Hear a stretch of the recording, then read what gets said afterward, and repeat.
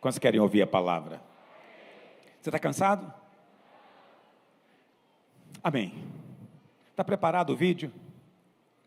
Pastor Marcos da Cruz.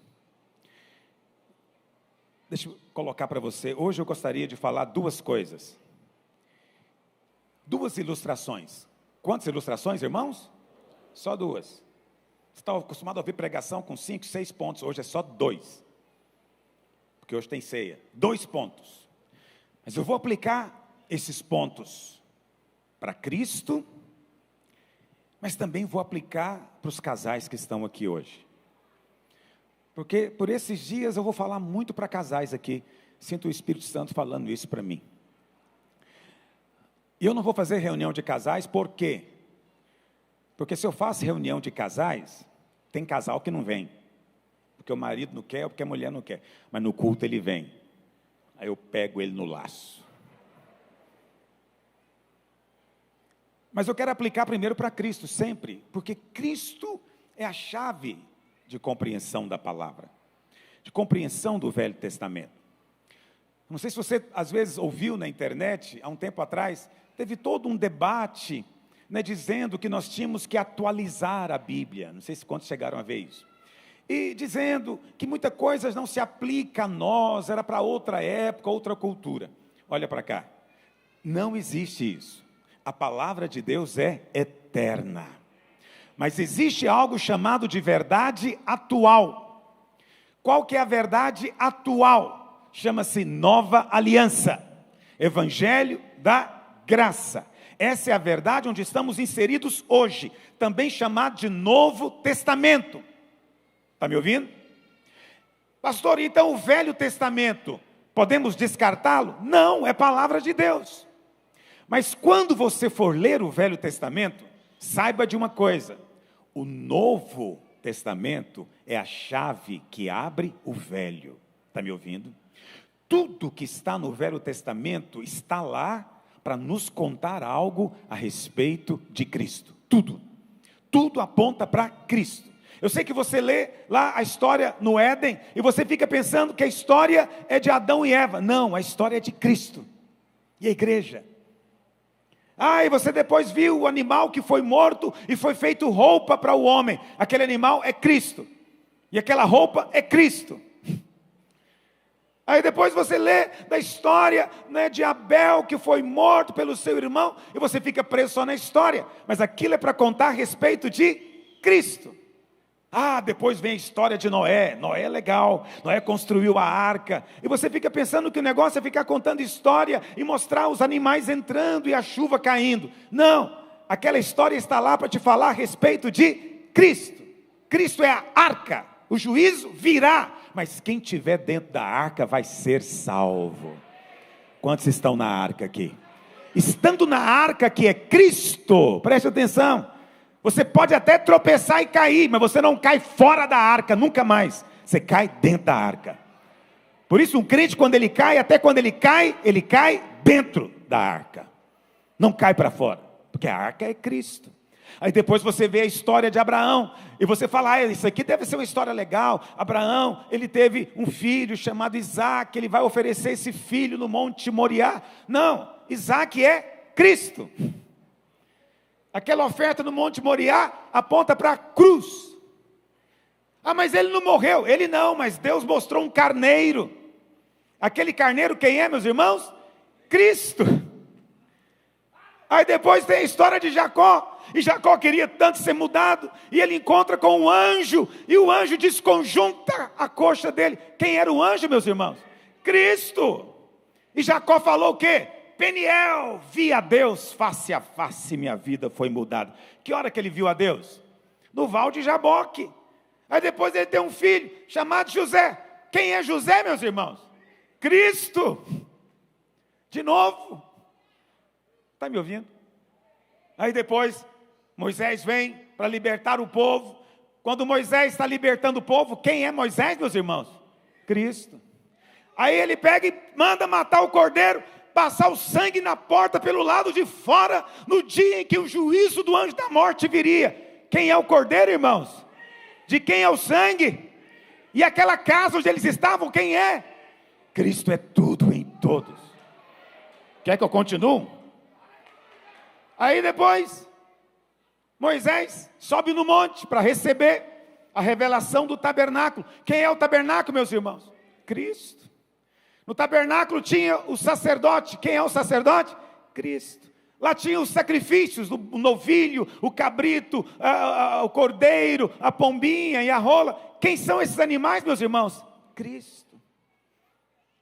Tudo é Cristo. Eu poderia ir muito mais longe. Por que eu estou falando isso para você? Porque se você não tem a perspectiva de Cristo, você não está qualificado para abrir a palavra, ela está fechada para você. É um livro selado. Mas glória a Deus, porque Cristo está ali do começo ao fim. Está me ouvindo? É Cristo que vai pegar aquelas pedras e matar o gigante com a pedrada. É Cristo que pega a cabeça dele e leva lá para Jerusalém, onde mais tarde ele próprio seria morto em cima de um monte chamado Gólgota, que originalmente era Galgolia.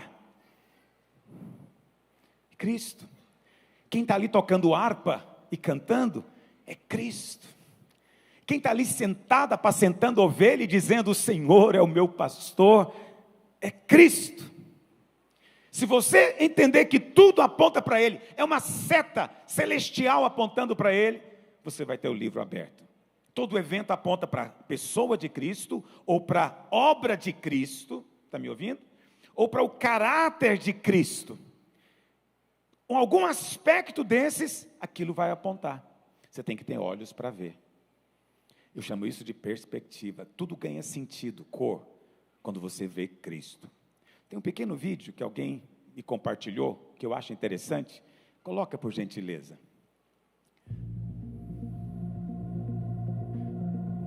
Dá pausa. Dá para entender o que está acontecendo aqui? Não. Tem um monte de objetos ali. Você está vendo uma pena, está vendo muita coisa ali, mas não dá para saber o que se trata. Continue.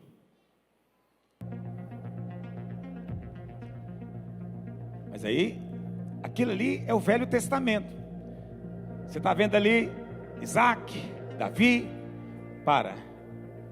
De repente você está vendo o quê? Você está vendo o rosto de um homem?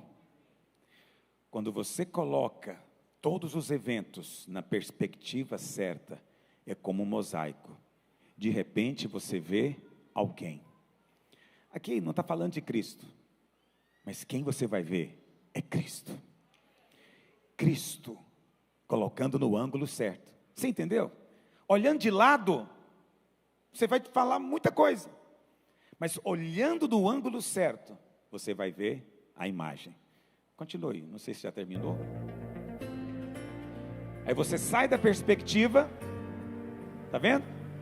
Tudo perde o sentido de novo. Parece um amontoado de histórias. Histórias para a gente contar para as crianças só. Mas quando você olha no ponto certo, a pessoa está lá. Cristo está lá. O que eu faço com você aqui toda semana? Eu coloco você sentado diante da perspectiva certa, para você enxergar Cristo lá. Então não é meramente uma história, é para falar daquele que é, que era, que há de vir, o eterno. Então, toda a Bíblia é um álbum, presta atenção, de fotos de família. Deus, o Pai, tirou fotos do seu Filho, Cristo, de muitas maneiras. Tem a foto dele nu, lá no Éden. Mas depois tem a foto dele dormindo, para gerar a esposa. Depois tem a foto dele deitado para o sacrifício, lá no Monte Moriá. Mas depois tem a foto dele que é um carneiro, que está preso num monte de arbustos, cheio de espinhos, para dizer que um dia o carneiro teria uma coroa de espinho na sua cabeça. É foto. Tem uma foto dele que é o cordeiro sendo comido em casa com o sangue aplicado. Tem uma foto dele que é o José, rejeitado pelos irmãos, mas que depois se torna o governante do mundo. São fotos do filho. Aprenda a apreciar esse álbum de família. Cristo é tudo em todos. Nós de nós mesmos somos coisa alguma, Mas Cristo é que é tudo. Você veio aqui para adorar a Cristo, contemplar a Cristo, desfrutar de Cristo. Ele é a sua vida, Ele é a sua vitória, Ele é a sua santidade, Ele é a sua justiça, Ele é a sua sabedoria. Quando você fala de Cristo, sabedoria flui. E as pessoas ficam encantadas porque elas estão vendo Cristo. Não venha para cá para ouvir meramente princípios, não. Venha para ver Cristo. Porque ninguém que o tenha contemplado algum dia não foi transformado. Todos que viram voltaram diferente. Está me ouvindo? Quando nós contemplamos, glória de Deus é colocada em nós. Somos mudados de glória em glória cada vez que vemos a imagem de Cristo. Ele é o centro. O homem não é o centro. Você não tem que exaltar homem nenhum e nem colocar os seus olhos no homem. Não tem, não precisa. Ninguém pode te suprir, só Cristo. Cristo é a sua redenção, é a sua salvação, é a arca para você entrar, é a casa para você estar protegido, é o cordeiro sobre a mesa para você comer, é a água que sai da rocha, é o pão, o maná que cai do céu todos os dias para você, é aquele que luta no vale contra Amaleque, mas também é aquele que tem as mãos erguidas no monte para te abençoar. Cristo é tudo, Cristo é tudo. Que o seu coração seja confirmado nisso. Eu queria te dar duas ilustrações bíblicas do Velho Testamento. A primeira está lá em Números capítulo 30. Vamos ler do verso 10 ao 15. Números 30, do verso 10 ao 15. Diz assim: essa aqui é a história da mulher que resolve fazer um voto ao Senhor. Olha o que a Bíblia diz quando isso acontece. Porém, se fez voto na casa do seu marido, ou com juramento se obrigou a alguma abstinência, e seu marido o soube e se calou para com ela, e lhe não desaprovou, todos os votos dela serão válidos, e lhe será preciso observar toda a abstinência a que a si mesma se obrigou. Porém, se seu marido lhos anulou no dia em que o soube, tudo quanto saiu dos lábios dela, quer dos seus votos, quer da abstinência a que a si mesma se obrigou, não será válido. Seu marido lhos anulou, e o Senhor perdoará a ela. Todo voto e todo juramento com que ela se obrigou para afligir a sua alma, seu marido pode confirmar ou anular. Porém, se seu marido, dia após dia, se calar para com ela, então o seu silêncio confirma todos os votos dela, e tudo aquilo a que ela se obrigou, porquanto se calou para com ela no dia em que o soube. Porém, se o marido decidir anular, depois de os ter ouvido, fique sabendo de uma coisa, responderá pela obrigação dela. Vou explicar para você num português mais claro, para você entender o que está acontecendo. No Velho Testamento as pessoas faziam votos. Hoje, pastor, nós fazemos votos? Você pode fazer, mas eu recomendo que você não faça. Porque se você fizer, tem de cumprir. E não venha me procurar para eu cancelar voto, não sou seu marido. Está me ouvindo? Não faça voto. Pede de graça. Essa agora é a verdade atual da nova aliança. Pede de graça. Você vai receber de graça e depois você vai compartilhar com outros igualmente de graça. Quantos creem nisso? Muito bem, mas no Velho Testamento tinha um voto. E o voto poderia, ele sempre tinha uma penalidade no caso do não cumprimento. Tá bom? Mas aí a Bíblia então, a palavra de Deus no Velho Testamento vem dizer, é o seguinte, quando a mulher fizer um voto, eu não li todo o capítulo porque é longo, vou dizer para você. Quando a mulher fizer um voto, e ela for solteira, ok? O pai dela pode anular o voto. Ela chega e conta para o pai fala, não, que burrice é essa, para com isso. não é válido isso. Aí Deus diz, não é válido. O pai pode anular sem consequências. Mas se ela for casada, então, se ela for casada, diz a Bíblia, ela faz o voto. Ela faz o voto, não vou comer carne mais nunca.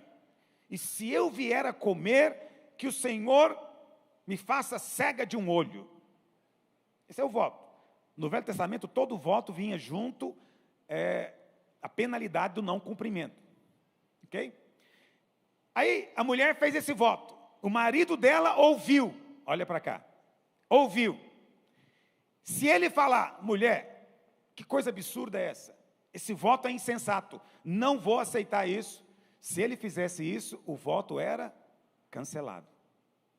Mas a Bíblia diz, se ele ouvisse o voto dela e se calasse, não falasse nada, o voto era válido. Ele poderia se calar um dia, 2 dias, muitos dias. Mas se depois de muitos dias ele está vendo o sofrimento da mulher com aquele voto louco que ela fez, ele pode falar. Ele pode dizer, chega desse negócio. Está cancelado o seu voto. Ele poderia. Mas se depois de vários dias se calou, e ele depois resolve se calar completamente, então o voto fica válido. Mas se ele falar, está cancelado, o voto era cancelado, mas tinha um problema. Qual que era o problema? Ele pode cancelar o voto da mulher, mas ele fica obrigado a pagar o que ela falou que seria a penalidade. Vai cair sobre ele. Deus dá autoridade e Deus mostra a consequência. Bom, quando você lê uma história dessa na Bíblia, o que você pensa?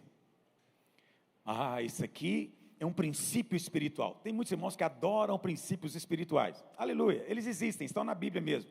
Aí ele lê isso aqui e fala, qual o princípio que está aqui? Que Deus respeita a autoridade delegada.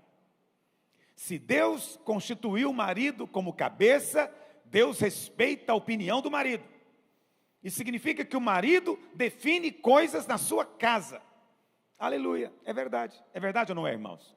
É verdade. É um bom princípio? Sim, é um bom princípio. Outros poderiam dizer, olha aí a importância da autoridade se posicionar. E é verdade também. A Bíblia fala, por exemplo, que lá no Éden, a serpente falou, a mulher falou, e Adão fez o quê, meus irmãos? Se calou. Ao se calar, ele permitiu que coisas acontecessem ao seu derredor. Olha para cá, querido homem. Quando você se cala na sua casa, você permite que coisas continuem acontecendo. Mas no dia em que você fala, Deus honra a sua palavra. No dia que você fala, chega, acabou, não vai ter mais isso aqui nessa casa. Hoje foi o último dia. O Senhor vem para dizer amém para você. Não se cale. A Bíblia fala que Golias veio todo dia, durante 40 dias, todo dia, ele veio para afrontar o exército de Israel. O que Saul fez nesse tempo? Ficou em silêncio, não falou nada. A Bíblia fala que no dia em que Davi soube, o que ele fez? Primeira coisa que ele fez, falou. Quem é esse incircunciso para afrontar o exército do Deus vivo? Quando Golias vem contra ele, Golias fala, você vem agora atrás de mim com pau, eu sou agora um animal, para você vir comigo com pedra. Mas Davi tem outra postura, entende? Hoje mesmo o Senhor vai te entregar nas minhas mãos. Davi não se cala, Davi se posiciona. Então falar as coisas de Deus é importante. Se calar a respeito das circunstâncias não é apropriado. Poderia falar disso aqui hoje baseado nesse texto. Seria bênção, sim ou não? Mas existe uma verdade mais profunda. Lembra que eu te falei? Tudo aponta para Cristo. Muito bem. De maneira alegórica, quem é o marido? Deus. Quem é a esposa? Primeiro foi Israel e agora é a igreja. A Bíblia fala, lá no Monte Sinai, Deus se casou com Israel. Deus tornou-se marido. E lá no Monte Sinai, Israel fez um voto. Qual foi o voto? Vamos ler? Êxodo capítulo 19, verso 8. Olha que o povo, presta atenção, Moisés ainda não tinha subido na montanha. Moisés estava embaixo e falou para o povo: eu vou subir e vou ouvir de Deus o que Deus tem para dizer. Agora, olha o que o povo diz. Então o povo respondeu a uma, quer dizer, a uma só voz: tudo o que o Senhor falou, faremos. Tudo o que o Senhor te falar, nós faremos. Isso aqui é a lei. Presta atenção, isso aqui está mostrando o quanto o povo era arrogante. Eles achavam que podiam cumprir tudo que Deus mandasse. Eles achavam que eram aptos a cumprir todo o mandamento de Deus. Não há nenhuma menção, todo mestre da palavra concorda com isso. Não há nenhuma menção até aqui de que Deus iria dar a lei para o povo. A intenção de Deus era construir o tabernáculo. Deus queria vir morar no meio do povo, no meio da nação. Não há menção nenhuma da lei, mas a partir desse momento aqui as coisas mudam. Desde o dia em que o povo sai do Egito até chegar no Monte Sinai, não há juízo. Não existe nenhum momento de juízo. Não é que o povo não peque. O povo rebelou-se, o povo reclamou, o povo murmurou, mas Deus sempre vem e abençoa. Chegaram no lugar, a água era amarga, reclamaram, não veio juízo. Deus mostrou um madeiro, Moisés jogou o madeiro na água, a água ficou doce. Chegaram num outro lugar chamado deserto de Sim, não tinha comida. Eles reclamaram: Deus quer nos matar. Deus não mandou juízo, fez descer pão do céu, o maná. Depois chegaram em Refidim, reclamaram de novo, Deus fez sair água da rocha. Então eles estavam o tempo inteiro pecando, mas não havia juízo, só havia graça. Só havia graça, porque estavam debaixo da aliança de Deus com Abraão. Mas quando chega nesse ponto, as coisas mudam. E a partir do capítulo 20 de Êxodo, tudo muda. Todas as vezes agora que eles pecarem, haverá juízo do céu. Vai cair fogo nas pontas do arraial. Vai morrer gente. Por quê? Porque eles fizeram agora um voto. Tudo que o Senhor falar, nós vamos fazer. E o que o Senhor então resolveu dar para eles? A lei. Por que o Senhor deu a lei? Olha para cá. Deus não deu a lei para o homem cumpri-la. Deus sabia que o homem não podia cumpri-la. Quem é que não sabia? O povo. As pessoas ainda hoje não sabem. Elas acham que podem cumprir a lei. Pastores, tem algo contra a lei? Não, a lei é maravilhosa. Presta atenção. Se os 10 mandamentos fossem cumpridos por todo homem que vive nesse planeta, aqui seria o céu na terra.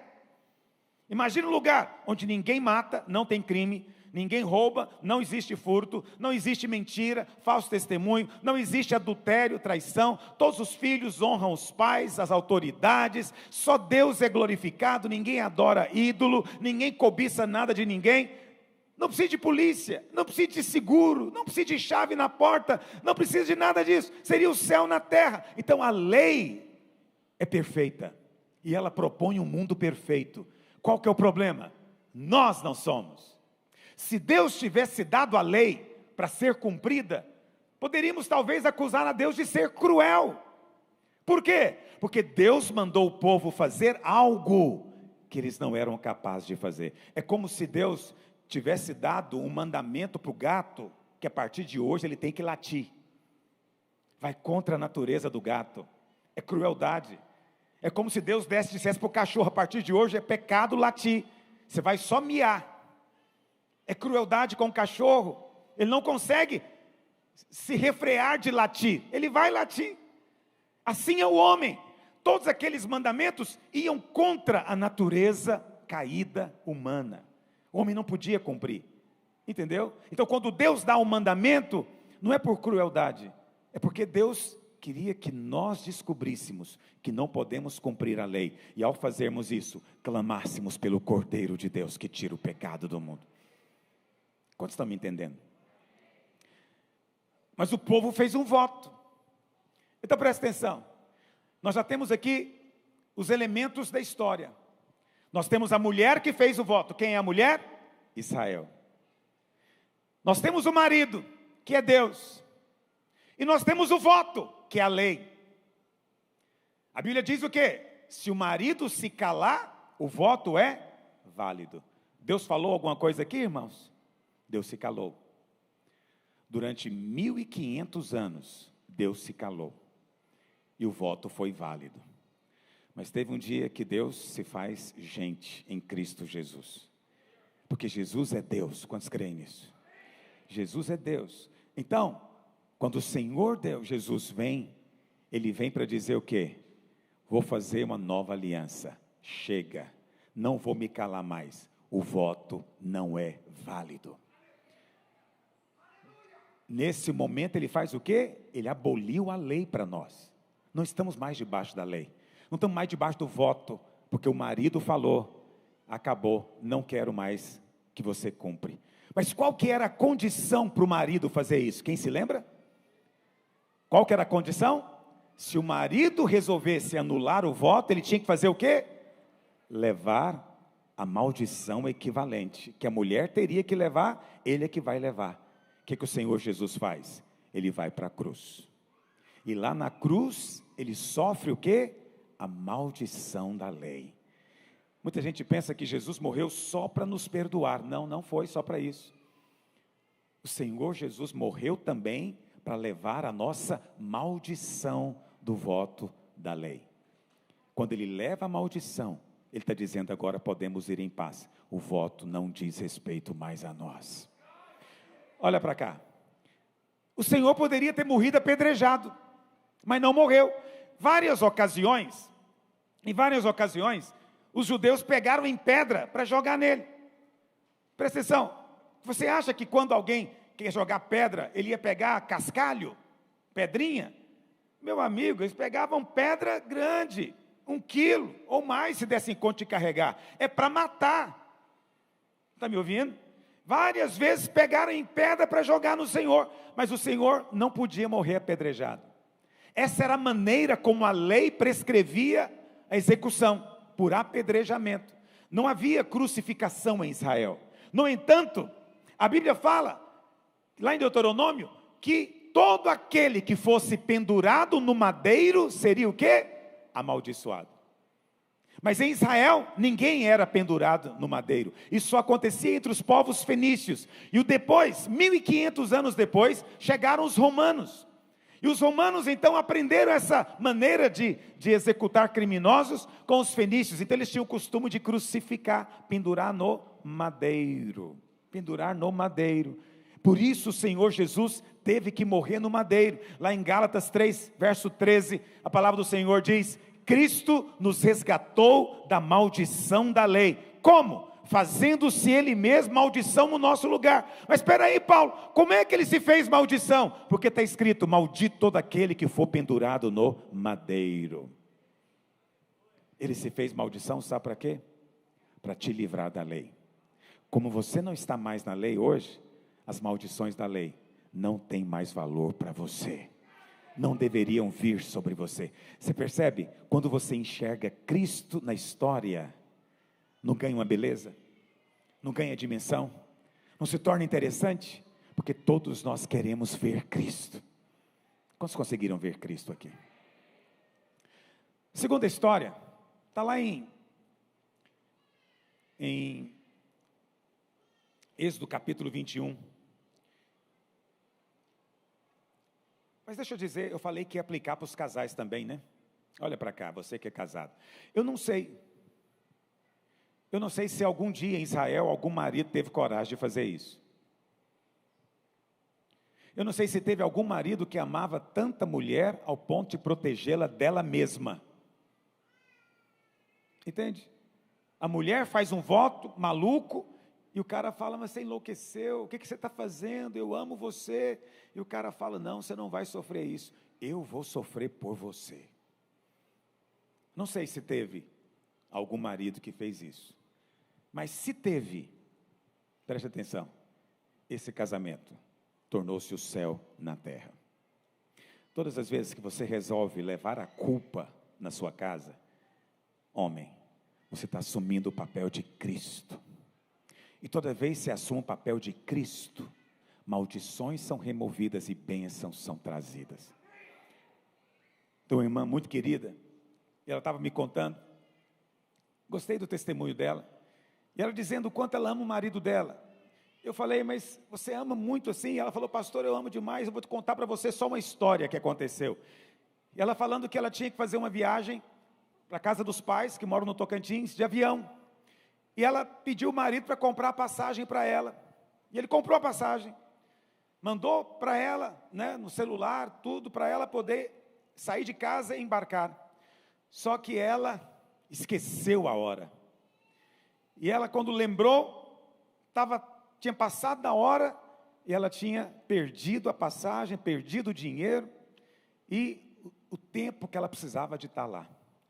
E ela então pensou, quando o meu marido souber disso, ele vai ficar bravo demais, meu Deus do céu. E ela ficou preocupada, porque desperdiçou o dinheiro por causa de lerdeza.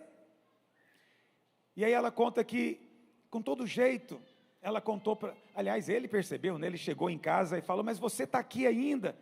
Ela falou com todo jeito o que tinha acontecido, e ela então falou a atitude dele. Ele falou, eu realmente não devia ter feito isso, eu não fiz o meu trabalho completo, a culpa é minha, eu devia ter ligado para você uma hora antes, te avisando da passagem, e eu não fiz, me perdoa por você perder o voo.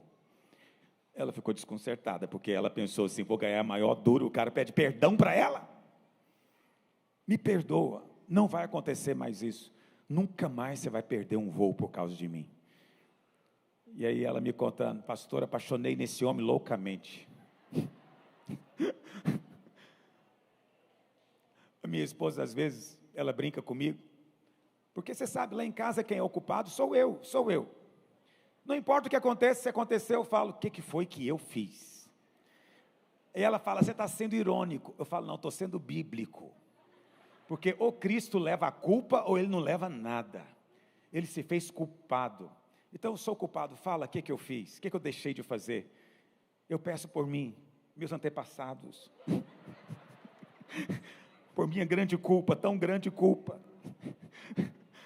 Então, eu não faço com ironia, eu faço com verdade. Entende? Porque se eu assumir o papel de Cristo, eu vou estar amando a minha esposa como Cristo amou a igreja. Sabe como Cristo amou a igreja? Levando a culpa no lugar dela. Hoje o culpado não somos nós, o culpado foi Cristo. E porque Ele foi culpado no nosso lugar, Ele foi condenado no nosso lugar. Ele fez tudo isso como marido. Bons maridos se parecem com Cristo. Quantas irmãs dizem amém hoje? Pastor, esse ensino é muito elevado, meu marido está muito longe de Cristo. Está mais perto do que você imagina. O segundo exemplo que eu quero falar para você, eu vou falar em 5 minutos, porque eu me delonguei hoje. Mas quantos me dão mais 5? Então 10. Lá em Êxodo capítulo 21, nós temos a história do escravo hebreu. E é uma imagem também de Cristo. Alguém fala, pastor, mas Cristo também é o escravo na história? Pega aí, Êxodo 21, verso 2. Diz assim, se comprares um escravo hebreu, 6 anos servirá, mas ao 7º sairá forro, livre, de graça. Se entrou solteiro, sozinho sairá. Se era homem casado, com ele sairá sua mulher. Se o seu senhor lhe der mulher, depois que ele se tornou escravo, e ela der à luz filhos e filhas, a mulher e seus filhos serão do seu senhor. Ele vai embora sozinho. Porém, se o escravo expressamente disser, eu amo meu senhor, minha mulher, meus filhos, não quero sair forro, então o seu senhor o levará aos juízes e o fará chegar à porta ou à ombreira, e o seu senhor lhe furará a orelha com uma sovela, e ele o servirá para sempre. Presta atenção, eu falei para você que tudo aponta para Cristo. Eu sei que a nossa tendência é nos enxergar aqui. Nós queremos ser esse escravo da orelha furada. Tudo bem, você pode aplicar, mas na verdade isso aqui não está escrito por causa de você, está escrito por causa de Cristo. E obviamente escrito por causa de Cristo e por causa de Cristo na sua vida. Pastor, mas é muito estranho você falar que Cristo é o escravo. Olha, nesse mesmo capítulo, vai lá no verso 32, Êxodo 21, 32. Qual que era o preço de um escravo? Olha o que diz, Êxodo 21, 32. Tem que ser rápido, meu tempo está curto. Se o boi chifrar um escravo ou uma escrava, dar-se-ão pelo escravo ou pela escrava, qual valor, meus irmãos? 30 ciclos de 30 moedas de prata. De quem que você lembra? Por quanto que o Senhor Jesus foi traído, vendido? Pelo preço de um escravo. O preço de um escravo. Esse era o preço no Velho Testamento. Na Bíblia nada é por acaso. Eu acho tudo maravilhoso, não sei se você acha também. Mas à medida em que eu ensino, eu espero compartilhar com você quão maravilhado eu fico com a palavra de Deus. Não tem nada melhor do que ensinar a palavra de Deus. Esse era o escravo. Qual que era a lei? Então vou te contar rapidamente de novo. A lei era o seguinte: em Israel só podia ter escravidão por 6 anos. No 7º ano o escravo tinha que ir embora livre. Mas tinha condição. Não existia mercado de escravos em Israel, tá bom? Não existia essa coisa de vender escravos no mercado. Não era assim que funcionava. A escravatura era uma situação em que a pessoa não conseguia pagar a dívida. Ela mesma se vendia como escravo para pagar a dívida. Ok? E o tratamento do escravo também não era como você vê aí, como aconteceu no Brasil, nos Estados Unidos, na época da escravatura. Não é nada disso. Mas era escravo. Não se pertencia mais. Então olha para cá. Se ele se tornou escravo, casado e com filhos, no 7º ano ele vai embora, livre, sem pagar nada, com o que ele trouxe, com a mulher e os filhos. Mas se ele chegou solteiro, ele era solteiro, e durante o tempo de escravidão, ele se apaixonou por uma outra, e o seu senhor deu para ele se casar, e ele se casou e teve filhos com ela. Quando terminasse o 6º ano, ele podia ir embora. Mas a mulher não podia, nem os filhos. Ele podia ir embora sozinho. Mas a Bíblia fala, mas se ele disser, eu amo meu Senhor, amo a minha mulher, amo os meus filhos, não quero ir embora sem eles. A Bíblia fala então, que o seu Senhor o levava para a porta da cidade, chegava a orelha dele no portal da cidade de madeira, e furava com um prego a sua orelha. A partir daquele dia, nunca mais ele podia sair livre. Seria escravo para sempre. Esse escravo é o Senhor Jesus. Está me ouvindo? Lá no Getsêmani, quando os soldados chegaram para prendê-lo, Pedro sacou da espada para matar.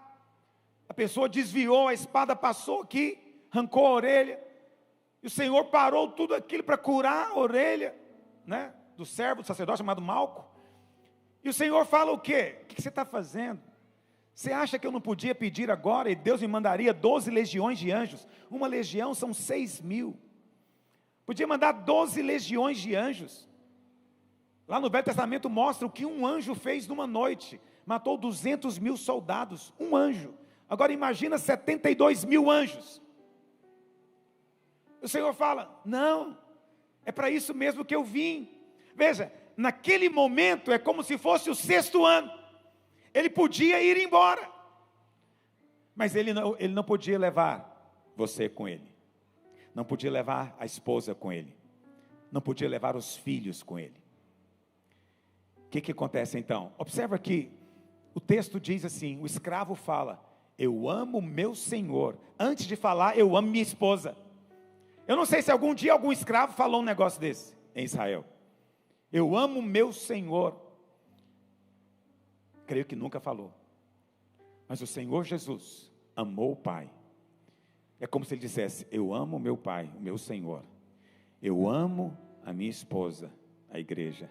Amo os meus filhos, cada um de nós individualmente. Eu não vou embora. Ele podia ir embora, mas resolveu ficar por causa de você. E ele então vai para a cruz. E na cruz, ele não tem a orelha furada. Ainda que tenha profecia, ele tem as mãos e os pés furados. E por que depois de ressurreto, as marcas continuam? Essa é a prova de que nunca mais ele vai deixar de ser escravo, servo. Você tem um Deus que é servo. Essa é uma das coisas mais revoltantes para a mente legalista. Ele te serve, tem prazer em te servir. Há um Senhor que está aqui hoje te convidando à mesa, e Ele diz que é para te servir. Eu gosto muito desse versículo, palavra de Deus, lá em Lucas 12, verso 37. Já estou encerrando com ele, olha o que diz. Lucas 12, 37. Bem-aventurados aqueles servos a quem o Senhor, quando vier, os encontre vigilantes. Em verdade vos afirmo, que o Senhor há de cingir-se, ou seja, colocar um avental, dar-lhes lugar à mesa, e aproximando-se os servirá. Sabe o que vai acontecer naquele dia? Sabe qual vai ser a sua glória? Ser servido pelo Senhor do universo. Pastor, ele não é Senhor dos senhores? É. Ele não ganhou toda a autoridade? Ganhou. Mas nunca vai deixar as marcas do servo. Ele se fez servo. Como diz Isaías 64:4, não existe um Deus como o nosso Deus, que trabalha por aqueles que nele esperam. Eu sei que você veio aqui para servir a Deus. Eu sei que você mais quer trabalhar para Deus, mas você tem um Deus que quer trabalhar por você. Não é que você manda em Deus, não é isso, mas Deus quer servir você. Como é que Ele serve você? Sendo o seu salvador, te salvando da doença, te salvando da miséria, te salvando do casamento ruim, te salvando de qualquer praga, de qualquer maldição. Ele apenas te salva, é o prazer dele. Na cruz do Calvário, preste atenção, ali em agonia, durante 6 horas, não é? Você lembra o que um ladrão falou para o outro? Não é? Se você é filho de Deus, por que você não desce daí? E o outro fala, rapaz, nós estamos aqui com razão, nós erramos, mas esse nada fez. Então aquele ladrão creu, e ele fala o que para o Senhor? Senhor, lembra de mim quando vieres no teu reino. E o Senhor teve tempo para salvar o cara. Ele podia falar, rapaz, agora não estou com tempo agora não, eu estou agora muito ocupado aqui salvando a humanidade. Não, o Senhor parou e falou, não se preocupe, hoje mesmo você vai estar comigo no paraíso. Ele não falou para o outro, mas falou para esse. Quantos creem que é verdade? Quando você enxerga Cristo, as coisas mudam, se tornam diferentes. Deixa eu aplicar para os casais que eu falei que ia aplicar. Olha para cá. Eu não sei se algum dia algum escravo fez isso. Não há menção na Bíblia. Mas foram 1500 anos. É possível que tenha havido algum escravo que tenha feito isso. Agora, você consegue imaginar, você mulher, você consegue imaginar, seu marido teve chance de ir embora, livre, legalmente. Esse é o sonho de muitos homens, queriam ir embora, mas não podem, estão presos. Aquele cara não, ele podia ir, mas ele decidiu ficar.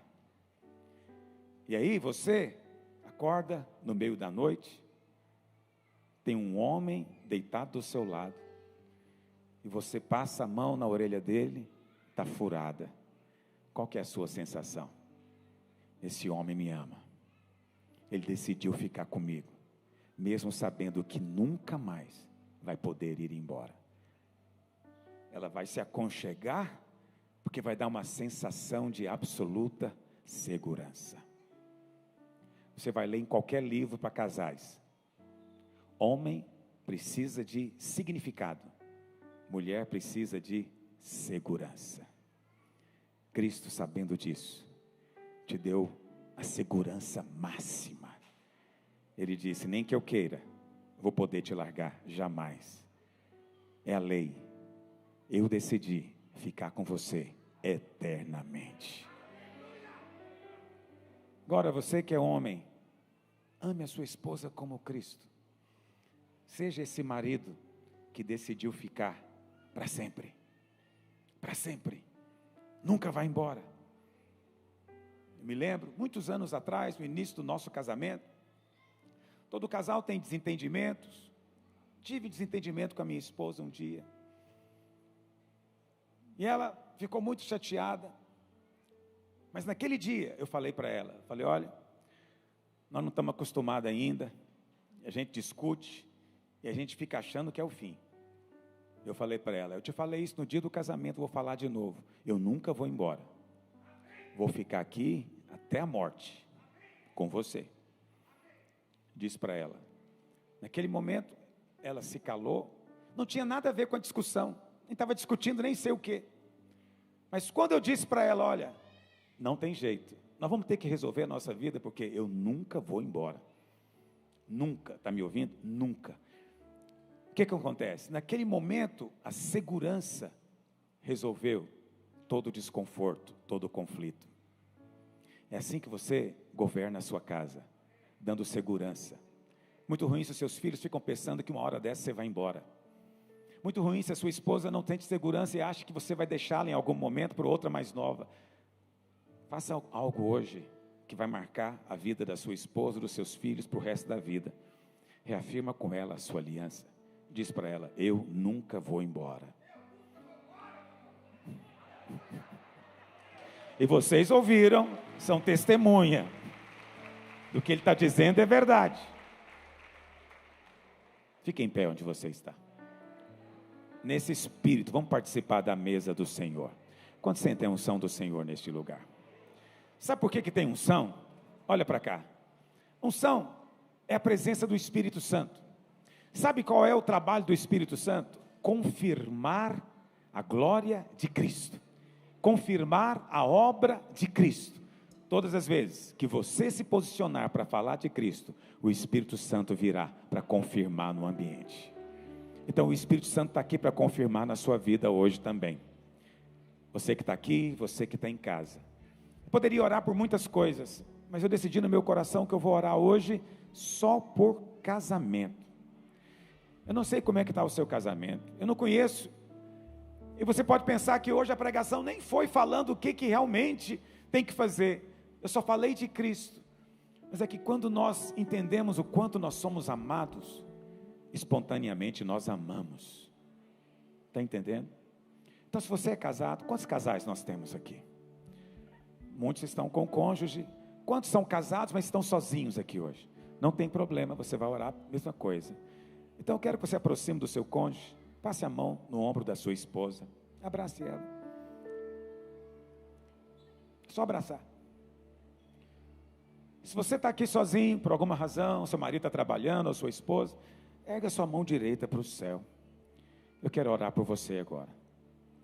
Pai, nesse tempo, ó Deus, de tantos ataques, tantas setas sendo lançadas contra a vida do teu povo, contra as famílias, contra os lares. Ó Deus, levanta a minha voz em clamor por cada um desses casais. Nós cancelamos toda seta do diabo, toda seta que traz confusão na mente, toda seta que produz distanciamento e separação. Eu declaro hoje, rios de água viva vão brotar na sua casa. A escada de Jacó vai estar na sua sala. Anjos de Deus vão subir e vão descer. Porque a sua casa é lugar de bênção e de glória, de vida de Deus. Eu comando agora que todo espírito imundo que vem trazendo pensamentos de separação, saia agora em nome de Jesus. Espírito imundo de pornografia, eu te resisto agora, eu te confronto agora. Saia desta casa, saia deste equipamento eletrônico em nome de Jesus. Pai, eu oro nessa hora, ó Deus, que o coração de um se converta ao outro. Ó Deus, e que a tua palavra que é viva, encontre espaço para germinar, frutificar, para que haja mudança, transformação, em nome de Jesus. Amém e amém.